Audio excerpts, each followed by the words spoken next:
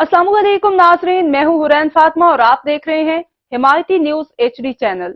नजर डालते हैं आज की अहम खबर शहरियों का पर। जिंदगी को आसान बनाने का बड़ा जरिया है। साफ शफाफ पानी का हसूल जो हर शहरी का बुनियादी हक है, जिसकी तकमील के लिए इमाम बारगाह, गुलस्तान ज़ोहरा, मोहल्ला सादात कॉलोनी, जाम के चट्टा में शहरियों ने अपनी मदद आप के तहत और मुखय्यर हजरात के ताउन से RO वाटर फिल्ट्रेशन प्लांट का इफ्तिताह कर दिया।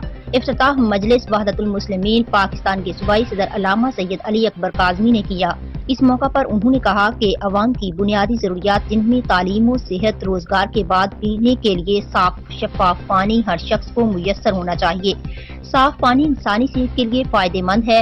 इस मौका पर सैयद आरिफ हुसैन, लाइसेंसदार सैयद इखलाक हुसैन, सैयद मुअज्जम अली, सैयद इरफान शाह, सैयद गजनफर अली, सैयद मुबशर जैदी, सैयद मुंतजिर मेहदी, सैयद आल रजा, राना नदीम, मिस्त्री तारिक और काफी तादाद में लोग मौजूद थे। अब तक के लिए इतना ही। मज़ीद खबरों और अपडेट से बाखबर रहने के लिए देखते रहें हिमायती न्यूज HD चैनल।